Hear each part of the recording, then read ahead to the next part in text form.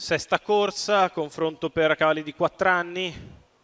L'1 Gorniadaghi, Alberto Garruto, 2 Gianca Cappar, Tommaso Gambino, 3 Gessi dei Veltri, VP dell'Annunziata, 4 Orlando Paladino, Roberto Vecchione, 5 Gandalf V, Fior, Lorenzo Baldi, 6 Gardenia of Brown, Antonio Di Nardo. In seconda fila 7 Gogollona, Filippo Monti, 8 Giulien Trio, Giuseppe De Filippis, 9 Golden Key, Vincenzo Luongo. Con cautela dal 6 Gardenia of Brown, problemi per Gorniadaghi. Partiti con Orlando Paladino che prende la testa su Gianca Cappar, si installa al comando. Gianca Cappar in seconda posizione, in terza lungo lo steccato è Gessi dei Veltri che precede all'esterno Golden Key, veloce dalla seconda fila. 14,5 il lancio da parte del battistrada. Numero 6 Gardenia of Brown, Paladino, squalificato. guida nei confronti di Gianca Cappar. Poi in terza posizione c'è appunto Golden Key che sembra volersi spostare all'esterno dopo 400 metri iniziali in 29. Si va sulla curva di sinistra con al comando Orlando Paladino, alle sue spalle Gianca Cappar, di fuori l'avanzata di Golden Key che si porta in scia Giulien Trio, mentre sembra voler provare la puntata dall'ultima posizione Gandalf V Fior.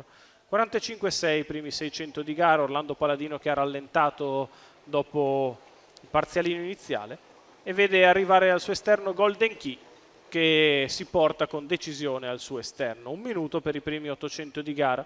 A comando Orlando Paladino che continua a guidare il gruppo, di fuori sempre Golden Key con al suo interno Gianca Cappar, poi allo steccato Gessi dei Veltri con all'esterno Giulien Trio, si cambia marcia ora, 1.14,3 i 1000 metri iniziali, Orlando Paladino prova a mettere in difficoltà Golden Key, si mantiene bene a contatto Gianca Cappar quando siamo a 400 dal palo, addirittura 13,8 di là, 28,1 questi 400 metri di corsa, Orlando Paladino l'ha messa lunga, Gianca Cappar però è lì nella sua scia che prova a spostare ora all'esterno, Orlando è in vantaggio, Gianca che rimane ancora per un attimo lì, Orlando Paladino prova a dare lo strappo definitivo alla corsa, guadagna 3 a Gianca Cappar che prova a riorganizzarsi. Orlando Paladino vince scherzando nei confronti di Gianca Cappar, al terzo posto finisce Giulien Trio.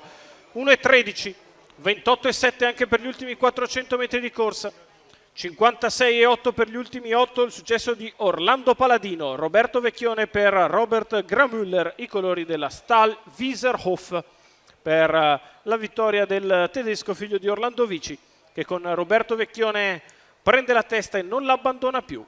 Buona la chiusa ancora con le orecchie puntate in avanti, vince nei confronti di Gianca Cappar. Al terzo posto finisce Giulien Trio.